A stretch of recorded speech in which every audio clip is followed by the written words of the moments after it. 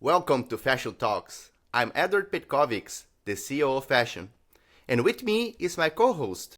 Hey, I'm Giovanna Calabrese. I'm a fashion designer and a fashion merchandising student.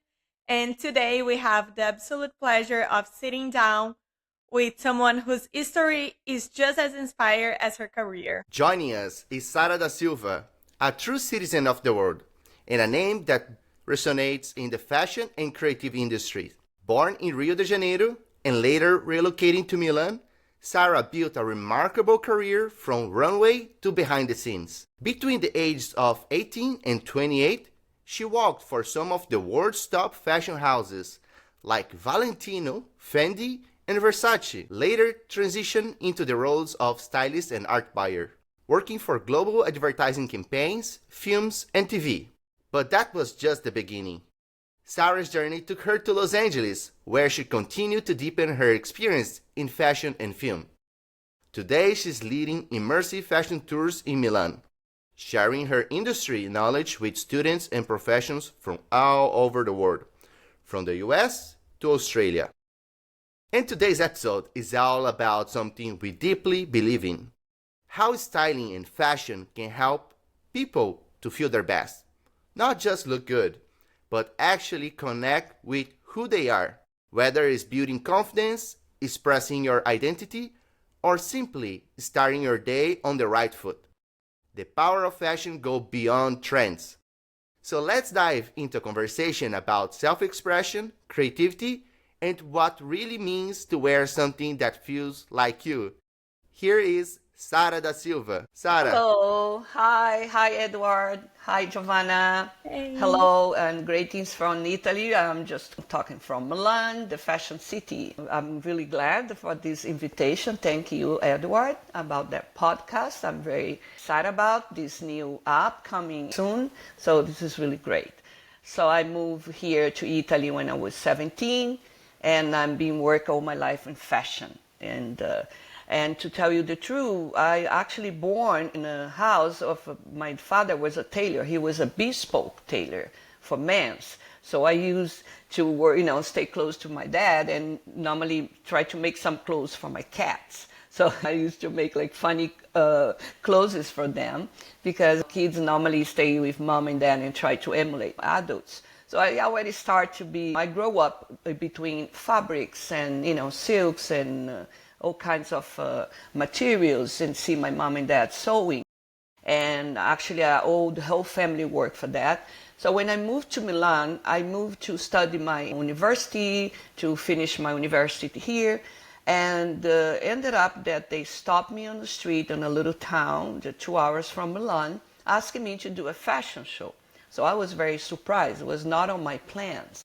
Wow, And that's really interesting. yeah, so I started to do the fashion show for these small boutiques in a little town. They used to do that in the past, like all the buyers from all over Italy, they buy those outfits and then they want to show to the city what's new in the store. So they put all together their efforts. They put a big, nice runway on the best place in the city, and we show the new collection. So I start to do that, and then the same day I have photographers ask me, give me the card, and to call them, to work with them, and then slowly I start to do some, catalogs, other photo shoots, and then when I was ready to come to Milan to start university, I sent my photo to a new agency. So I was looking at the magazine, also was very spontaneous. So, and then I see an ad saying, "We're looking for new faces." So I send my picture,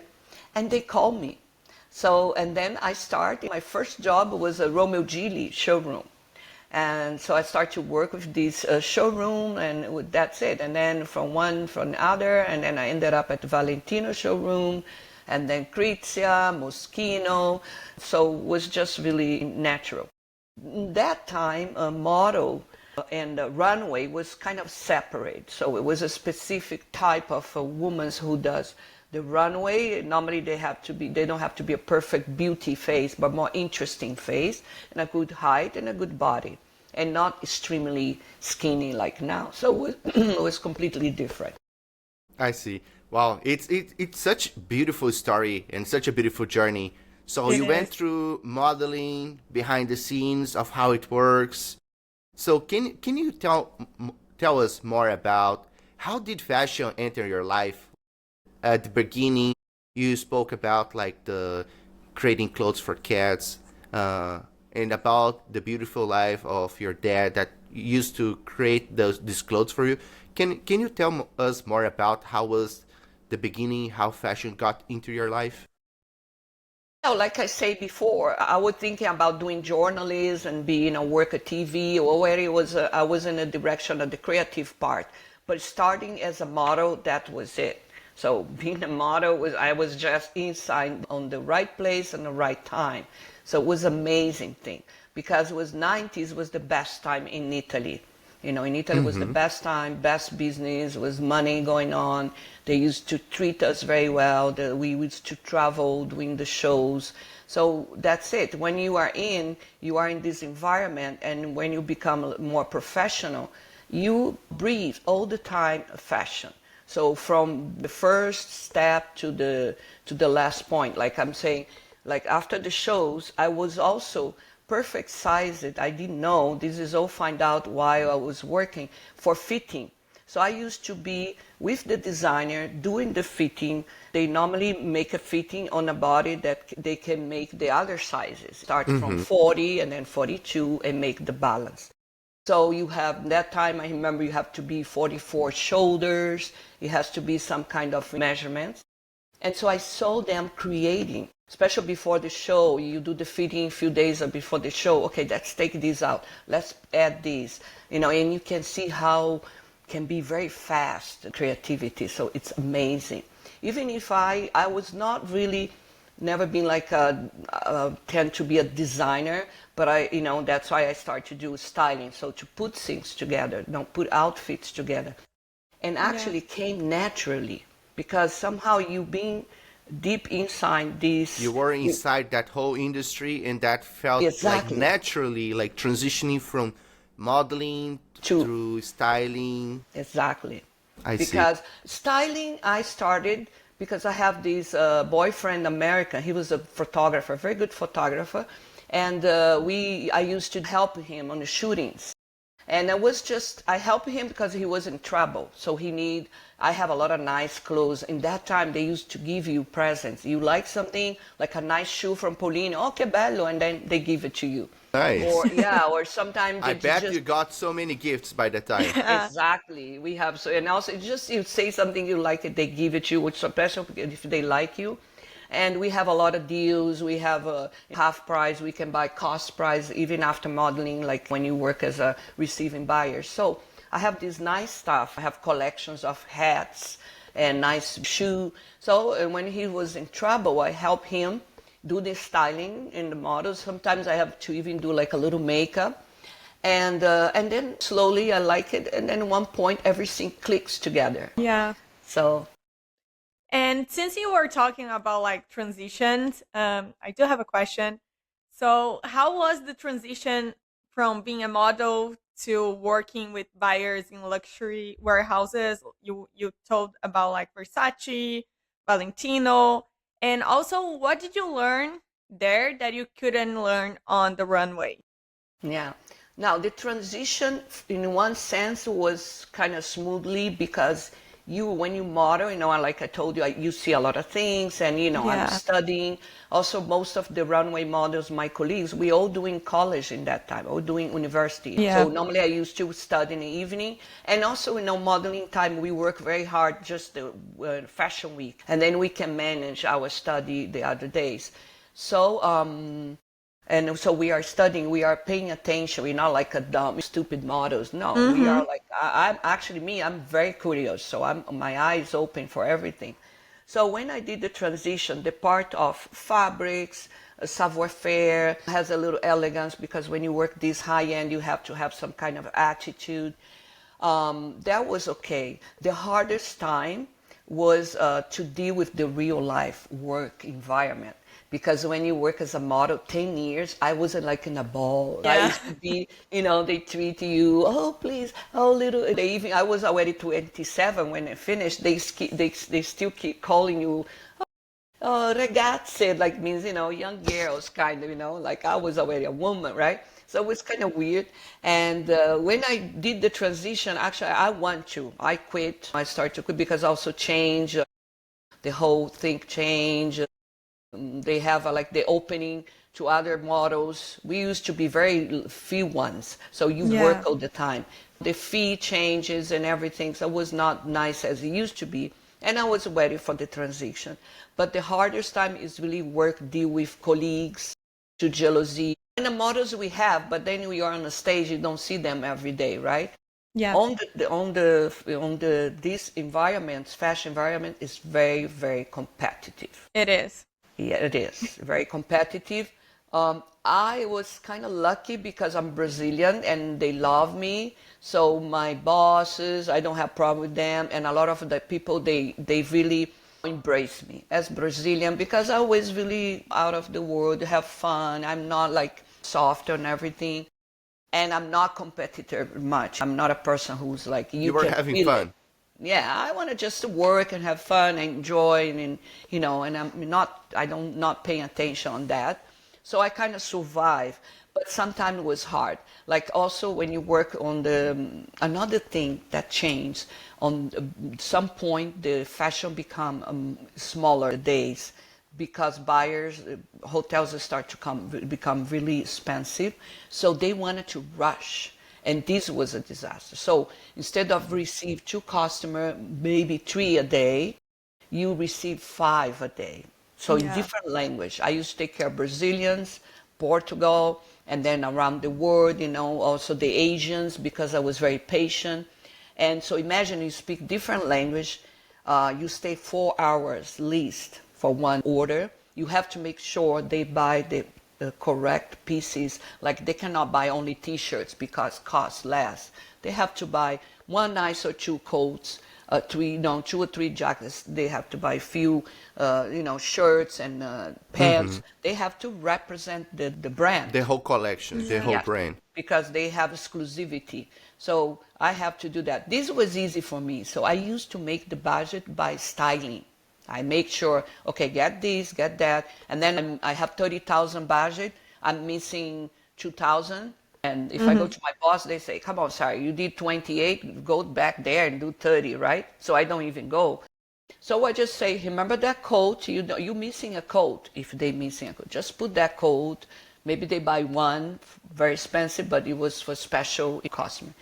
So I used to make a budget. That was not a problem for me. But it was hard to deal with this pressure and make budget too. You work with Barney's New York, 100,000 euro budget. It's a lot, and on your shoulder. Modeling, I don't have that. And another thing that I learned, computer skills, because the orders we do by computer, you have a red line, and then you have to, the numbers has to become green. But then you have it's a very tricky. You can choose colors and sizes. It's all by computer. I started with handwriting, but computer I used to like it. It's much easy, and it's really hard to make mistake because everything is already set, right? So that was great. Nice. And today you lead fashion tours in Milan. Yes. What do you love most about introducing people to fashion? Yeah, most of the people who book, some are students, but a lot of people, they are just curious about. Normally before I start, I ask, oh, you work in a business or no, just curiosity. And I have all kinds of people, like a lot of doctors, biologists, people who make research, people from the bank, nurses also, and teachers. Do you know why usually was this kind of professions that used to reach out to you? I believe because they have only uniforms. They have to put all these scrubs, right, every day. And I noticed the nurses and some doctors, they are really good. They're looking for, and they have they have a little bit of taste. They follow the fashion. And those sometimes they hire me just to do also personal shopper. but people who doesn't know anything about, and it's nice to see their face, get involved with where I'm telling them. Also, when I tell things, I'm really passionate because this is, I love my work, and I get involved with them and see their face admire to see something they never saw or find out something different, the history. So, for example, we start from Armani's headquarters, and then I see, this is the Mr. Armani house. He lives right there. You are really close. Yeah, I was super impressed when we were there and we started in the Armani building. I was like, this is really nice. Yeah, and now we have the new headquarters of Ferragamo. It's amazing place. It's like a courtyard of an old monastery. So they transformed the monastery from 1500 in a very cool design hotel. And then they have like a nice, one of the best avant-garde boutiques. But just the headquarters is amazing, beautiful. I saw some photos. It looks amazing. Right? Yeah, when people go there, they're like, wow, and just make my day, So it's really cool. So what is your unforgettable reaction when someone was experiencing fashion like this close for the first time?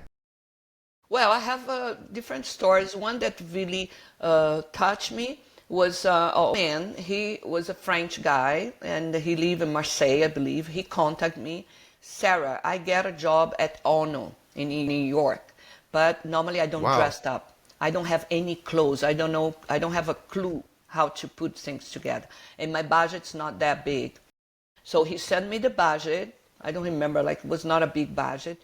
But by shopping with me, I know the places where we can go locals, or maybe where we have outlets with brands, a real designer names, but half of the price. So I managed to find him 2 suits, one blue, one black, right, to start, or one blue, one gray, I think, not black, blue and gray. And then we find beautiful ties. We find a shoe, one brown, one black, and then the shirt. So I was able to make 2 outfits very well to start, and then maybe a choice of different shirts. And he was so happy. And luckily he was a good body, skinny. He looked so handsome. And he was so happy we made it to stay on the budget with beautiful things. And then when he went to New York, I have goosebumps. He went to New York. He sent me a picture in front of Ono, all dressed up with his card, Ono. And this was amazing. He always thanks me about that. So it's nice. A customer sending you all dressed up in front of the Ono, right? Yes. It's kind of cool. This is amazing. Yeah, that's definitely unforgettable. Yeah. Situation, yes. And everything you said, it gives us a perfect sense of your background, everything you did, how much you work for fashion, and how much you love fashion. And I would love to pivot to what you learned behind the scenes, but from a user perspective. So I'm pretty sure that you have seen how trends are forecasted, and how pieces are chosen for stores, and how luxury brands build their image. But when it comes to real life, real people getting dressed every day, what do you think they actually need from fashion? Well, they need to be inspired, be inspired, but also I believe people now, they need inspiration, but also comfort. Lately, we're not dealing with being uncomfortable. A lot of, especially if you see the last seasons, everything was really, big and more large and more, even too much. I think that people are looking for comfort and elegance in the same time. So you can dress really comfortable without being suffering. Yes. So I think people looking for that, to be looking good, but feeling good too. And I believe if you feel good what you're wearing, you look good. When you put something that you're not feeling as you, it's nothing to do. You don't feel comfort. Like me, I always being a little bit more pudic. I don't like to show my breasts, or be too much short. Showing too much. Short mini skirt, or putting a very sparkling clothes. I don't need it because I'm already a very strong face and everything. But I just don't feel, just like my dad. I always like classy and nice. Now the trendy is quiet luxury, and this is perfect. Especially for people over 40s, or people who work, let's say, from people who work. And not talk about teenagers or, university, but more when you have to deal with everyday work, you never go wrong. If you put something comfortable, but a little touch, of something that inspire you, Yeah. a little bit of creativity. So I can put a very simple outfit and then put a little cameo from Napoli, handmade it. Like you have this beautiful coat, can be very old coat, like a 10 years coat that you love it fits you. But they have a beautiful lapel and you put like 3 or 4 little brushes that makes more creative. Or Is that the piece that you wear, like the secret piece that you wear when you want that confidence boost? Exactly. Normally, yeah, maybe, I dressed up and some garments, it depends on the occasion, it's like more simple. So I have my coat, I have a nice shirt, and then I just give a little touch. I have a few different ones, it depends on the outfit, I put it. Or also another touch that I use, I collect like scarves in silk. And normally I bought some from friends that work in a business like some other, but like a Gucci one and one Christian Dior, one Versace, different colors, and then I just throw like this. Youngers, they can just put on their hair. Yes. You can put on the bags. Like for example, now it's really hot here, but then when you get to the metro, sometimes they get really cold. So I have my scarf, I just throw on my neck, and then maybe when I get out, I just put on my bag. But it gives a little touch. And this is also a good start. For example, you can put like a denim, a nice denim, your favorite denim, and a white t-shirt or a white shirt, but just like a simple, clean, nice t-shirt, good fabric, good cotton. And then just put a Dior scarf. You have a nice sunglasses, a cute little bag, and you dress perfect nice. Simple and nice. So it doesn't need much, right? Yes. So on that emotional level, do you believe what we wear can change our mood? Oh yeah, I really believe. I believe it because I see people that I transform by dressing them, how they change and how they feel, oh, I'm feeling good, they feel looking really good. For example, me, I have few dresses that I use for some occasions, like nice. When I put them on, I feel very good. I feel like more secure. I feel belong to that the whole scene that I'm going to, and it's nice to have that feeling. Also colors. For example, when I want to be elegant, I put a light colors. Light colors, if you have to buy something black and you choose between black or light color, like a nice grayish or green, light green or whatever, you always go for the light color. You always look more luxury because black you don't see the details of the garment, like special cashmere or other things. So it's nice to have like light colors. You look elegant.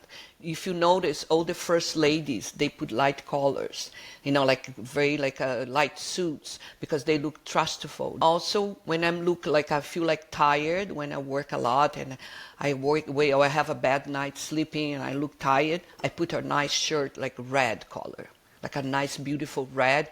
Boom. Then you maybe match the lipstick. That's it. And you cool. So it really gives you energy too, because colors has meaning. The red gives the energy. The white is more like a poor. They all have sense, yes.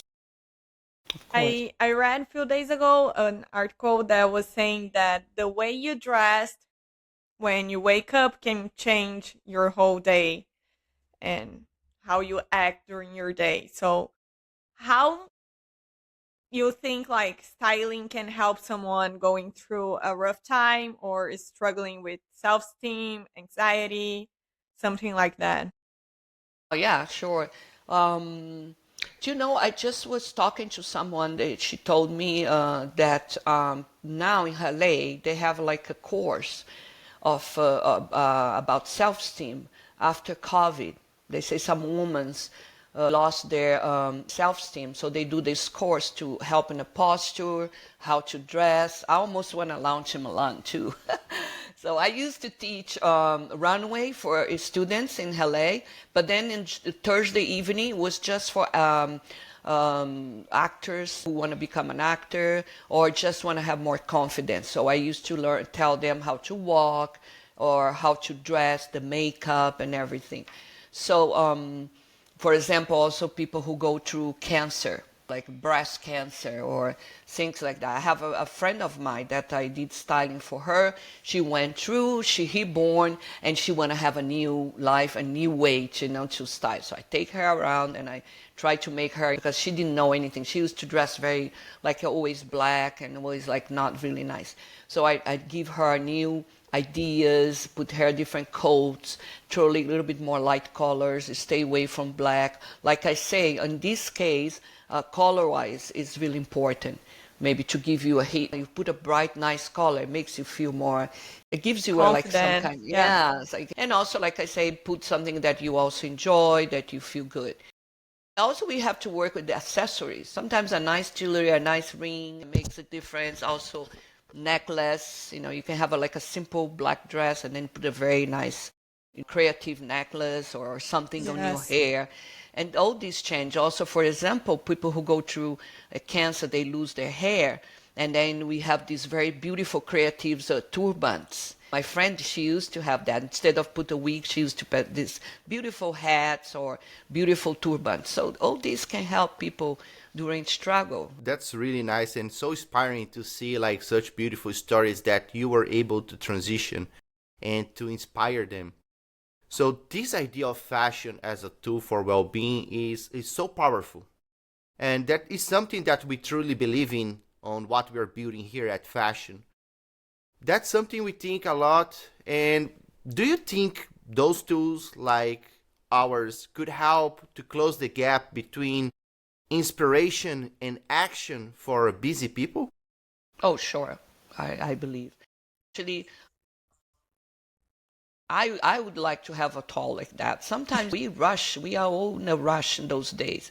And sometimes I wake up and I make my outfits, but sometimes I run out of time and I finish all the outfits, or they have to be loaded and washed, and I don't have time to make the outfits. Some of them I have in my mind for emergency. I have outfits for emergency that I know always work, but sometimes I wanted to build my outfits and I don't have time. So I would love to have something that can, okay, tell me something very quick. Because, like a lazy day, or you wake up late, so it will be nice to have. I think it really helps to close that gap, of course, yes. And on the note of like daily action, what's the biggest mistake that people make when getting dressed every day?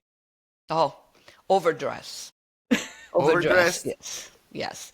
I remember when I teach a runway for the youngers, for the ladies, I have to just teach them how take it down. They come up with this Christmas tree over their ears, or they put too much makeup. Like the youngers I see now, they want to be old. You have time to become old. They put too much makeup. They have such a pretty face. So I have to just take down. Coco Chanel, she used to say, when you dressed up, and then before you go out, take a look in the mirror and take one thing out. And sometimes I do. Sometimes I dress and then I put a ring and a earring and I say, too much. Take it out and I put a simple one. Because, you overdress can be like it's a little arrogant. It looks like you want to show off, or like, also those people who label, just put big labels everywhere. Yeah. So, especially in fashion, we are much more, we have our own style. And by being in fashion all the time, I don't have to follow anyone. Okay, if I like one thing from that so-and-so brand, I might have it, but I have my own style too. And people who work in fashion, we go above that. We go for more niche designers. No, I don't want to dress like everyone. When I was young, I hate to have people, they copy me. I have my friends in the school, I have this one, she always copy me. I don't like it. I don't want to dress like everyone, or someone like those dress like outfits which everybody's using. Yeah, exactly. Now, for example, the teenagers now, they use cropped tank shirt and then denim shorts or denim jeans. That's it. So they always do that, different colors, black. So it's not really like identity in there. So they follow each other. And then you see some of them very cool. The other day I saw a guy. I was doing a tour, and I went to this store, very cool. This kid, he's dressed in Balenciaga. He was so cool. I have to compliment him. His mom was shopping with him, and she was great because I say, your boy, he's going to be very confident in his life. Keep just supporting him, because that's what we need to be. He was confident. Probably they're probably wealthy to buy these pieces, but I know a lot of kids, also youngers, they buy vintage, they buy from each other. And my nephews, they do that here in Italy. They buy from a friend, they exchange it, clothes. So overdress. Yeah, I was talking to a teenager as well, and then he told me that he and his friends, they go thrift shopping because that's an affordable way that he can still look good in a budget. Exactly. That's the trendy, and for all of us. Also because if you buy something vintage, even like more, older, like a Hermes scarf from 80s, they don't produce anymore. So you have Yes. something exclusive. Maybe it was for grandma, but she keep, like my scarf, I keep very well. They always folded, they very well. So they don't really damage. So I can leave to my niece if I want. Because those kind of things you treat very well. It's always such expensive pieces. Normally you don't should wash like this or so I have my pieces. If I want to sell, I can sell them too, because Yes. so it's nice to also, this is also is a matter of sustainability. That's the new trend. And trends always come back, so Exactly. Yeah. So that's also another thing we should take. Like if you have a great piece, once a while they come back. And do you have a go-to styling trick you love and you think like everyone should know about it? Well, the one I mentioned before, it was he asked me before, was this about when I go out and then I see that's missing something. My trick is like, I throw like a nice scarf that kind of like give a little hit to my look. Maybe some nice, maybe it's too hot. You don't dress too much when it's hot, but you just put a little detail that can change the whole outfit. Even like a nice ring or earrings, or even like I told you, a necklace on top of a very simple shirt. This is normally I use that. So I have like a bunch of them in different colors, and then I'm doing it, and then I go there. Let's see, then I see the color, and then I just take it and go, and then I do something with that. That's normally I do that. Yeah. Nice. And what is the biggest lesson fashion has taught you personally? That to be stylish, you don't have to be rich to be stylish. So you don't need to overspend so much money. It's just use your creativity, following some kind of nice inspirational magazines, and now we have a lot of inspirations on apps and Instagram, and you don't need like I say, you can go to the vintage. So I learned that you don't I'm need not. to go only to Balenciagas, for example. There are Exactly. so many other Yeah. ways and affordable ways. Is that what you're saying? Exactly. So you can really work on that. Of course, like we say before, some people, they don't have clue what to do, where to go. So they need really to make a research, but they don't have time, right? So, Do you think that happens because people struggle to understand what works for them? um, besides the struggling, I think some people might struggling, but also I think is about timing. And also some people, everyone has their own, they are specialized in something. So a doctor, he can be a very good doctor or a lawyer, but dress really bad. But because he's good on that, he's a great person that. So he might need some help to help them. Like my friend, I have a friend, she's a lawyer. She's a great lawyer, but she dresses very bad. So I help her to have also the clothes. She buys things just to go to the meetings. We went to buy jewelry. She buys things just to have a little bit more style, but she don't feel in that. Imagine. But she has money. So, Yeah. and so some people really need, just don't know. They don't know, and they don't have time. They are working. They are saving lives. So they are doing other things. So not everybody has that sense. If you don't have mom or dad, like me, I have my dad. My mom was a disaster. She was like T-shirt and denim. My dad was just, has like a beautiful walk. He has this beautiful sweater in a gray color that I used to take it. He was really jealous about his stuff. So I used to take behind his back to go to high school and use his, because it was so beautiful. So my dad gave me that kind of heat. Some people has, some people not. Like Milano is easier because Milano, the families, the traditional Italian, we still dressing well. Even if we see some like this new trendy globalization clothes, but if you grow up in a nice family, you dress, you have a cold dress still. Nice, comfortable, nice, like not. Normally I don't buy things from fast fashion anymore. Maybe I did for fun in the beginning, but it's not worth it anymore. So Yes, when I went to walk in Milan, I could see that in the society, it was right. people walking, dressing really nice, and like it was all around you, and you are immersed into that situation. So that was really nice. So our app Fashion, it helps to create these personalized outfit combinations.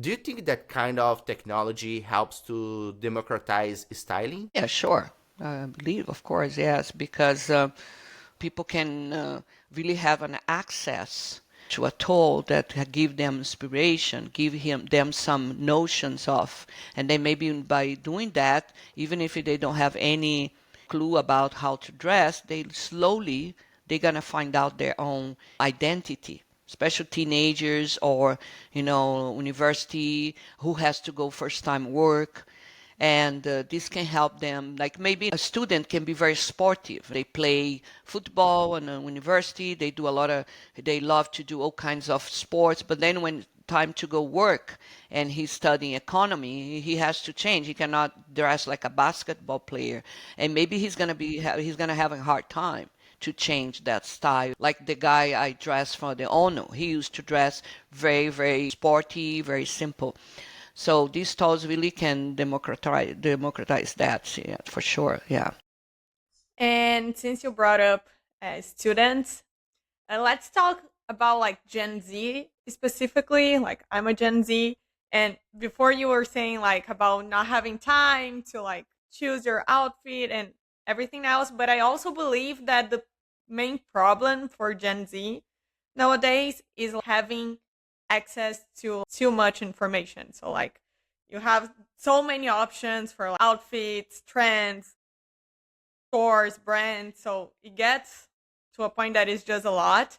College students, for example, they're in such unique phase of their life. College is also a formative time in your life. So you're figuring out who you are, what you believe, what you like, Exactly. and how you want to show up in the world. How do you think fashion affects college students during that period of self-discovery? So college often is the first time student really have to deal with their own, way of dressing. They kind of like have to figure out how to their own style. So the fashion can really help have some kind of inspiration, can drive them to have their identity. So it plays a significant role, I think, fashion on that, and self-discovery that in that phase, so they can self-discover in themselves. But what I think they can experiment too. So they should, slowly they try different ways. That's why they are really, they change a lot their style in a short time, right? Because Yes. slowly they found out what is really work for him. People shouldn't dress, we all have different styles, so we don't have to have the same style as others. Actually, you should first feeling and see, okay, that works for me. No, yes, like some people put some dresses that it look terrible on them. It just doesn't work, like some people has like the bodies, different bodies that they put the wrong piece. So it really can look funny. But experimenting styles and try to, like kind of having ideas from other inspirational tools can really help them, drive them to have their identity. The instead idea of of fashion follow, AI, right? yeah. The idea of fashion AI is to be that digital best friend that helps people to get dressed with intention. So, what role do you think these two could play helping this next generation and Gen Zs to feel more confident and authentic? So I believe that can help drive them to build their own style, like by learning basic notions and get inspiration, empowering themselves too. And especially such a transformative phase of life in that period. Fashion could can be like a mirror for them. Those thoughts can be like a mirror, so not telling them who to be, but helping them see themselves more clearly through style. That's So, why. if they see and they like what they're seeing, who they are, that can make them more confident and authentic. Exactly. No. Nice, nice. Yeah. That's such amazing conversation. And thank you so much, Sarah. We've talked about styling, psychology, and fashion emotional power, and even the role of artificial intelligence in all of that. So if someone is listening to us and feeling disconnected from themselves, what would you say to them? I would say start small, start with a curiosity, and right now you don't have to be, have to be someone like to begin like being already someone. Start slow, figure out your identity, getting without pressure. Just relax and don't feel that, don't take that pressure. That's what I tell them. So just be curious, and look around you, look around you, and then maybe you might no didn't get it right away. Maybe you find a nice way, but then you soon you looking around, you're gonna change, and you can use new styles. So just don't rush to be someone. You have to find your own authenticity. Sarah, that is such a beautiful and powerful place to end. Thank you so much for your time and sharing your incredible insights with our listeners. I couldn't agree more. And Sarah, for our listeners who want to follow you, where they can find you and learn more about your fashion tours and everything you do. Oh, they can find me on Instagram or LinkedIn, Miss Sara da Silva, MRS. Sara da Silva is my Instagram, and they can connect to me. They can ask me questions if they want about something about style or whatever, or some doubts. Or they can just book a tour in Milan and come and do the new wardrobe, or just have an educational tour about fashion. Awesome. We're going to leave Sarah's socials here in the comments. And for everyone listening, if you want to start building that confidence and bridge the gap between inspiration and your closet, be sure to check out the Fashion AI app available on App Store and at Fashion AI website. That's all. Thank you for listening to us in this episode of Fashion Talks. If you love this conversation, don't forget to subscribe. Also, leave a comment below with your favorite styling tips or fashion struggles. We'll see you next time.